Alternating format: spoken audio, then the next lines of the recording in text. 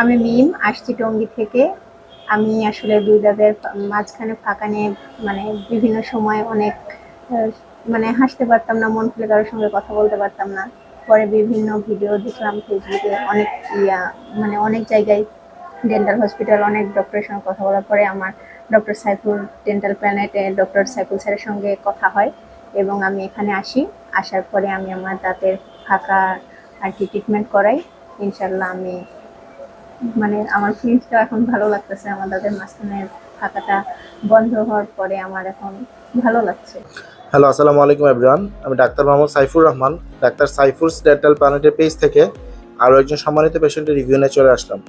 আমাদের সম্মানিত পেশেন্ট মিশকাতুল জান্নাত মিম, উনি টঙ্গী থেকে আসছেন আমাদের এখানে দুই দাঁতের মাঝখানের ফাঁকা বন্ধ করার জন্য। আমরা কম্পোজিট ভিনিয়ার ফিলিংয়ের মাধ্যমে দুই দাঁতের মাঝখানের ফাঁকা বন্ধ করে দিয়েছি খুব অল্প সময়ের মধ্যে। চলেন রোগীর মুখ থেকে শুনি যে উনি যে আমাদের চেম্বারে আসলেন দুই দাঁতের মাঝখানের ফাঁকা বন্ধ করার জন্য, উনি যে প্রত্যাশাটা নিয়ে আসছিলেন ওই প্রত্যাশাটা আমরা ফুলফিল করতে পারছি কিনা। জি, আপনি যদি আপনার নাম এবং পরিচয় দিয়ে সবার উদ্দেশ্যে শেয়ার করেন, আপনি যে আমাদের চেম্বারে আসছেন দুই দাঁতের মাঝখানে ফাঁকা বন্ধ করার জন্য, আপনি কতটুকু সন্তুষ্ট হয়েছেন? আমি মিম আসছি টঙ্গী থেকে।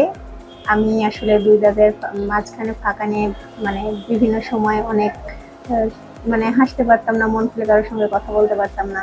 পরে বিভিন্ন ভিডিও দেখলাম ফেসবুকে, অনেক অনেক জায়গায় ডেন্টাল হসপিটাল, অনেক ডক্টরের সঙ্গে কথা বলার পরে আমার ডক্টর সাইফুল ডেন্টাল প্ল্যানেটে ডক্টর সাইফুল স্যারের সঙ্গে কথা হয় এবং আমি এখানে আসি।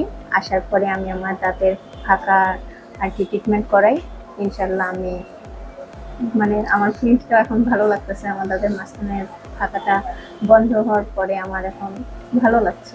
আপনি মন খুলে হাসতে পারবেন তো নাকি? আমি মন খুলে হাসতে পারবো। আপুর কিন্তু দুই দাঁতের মাঝখানে বেশ ভালোই ফাঁকা ছিল।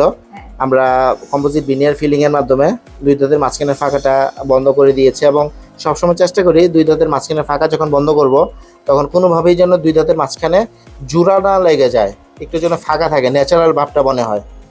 যে আপনি যে প্রত্যাশাটা নিয়ে আসছিলেন, আপনি কতটুকু প্রাপ্তি নিয়ে বাসায় যাচ্ছেন? আমি পুরোটাই 100% প্রাপ্তি নিয়ে যাচ্ছি।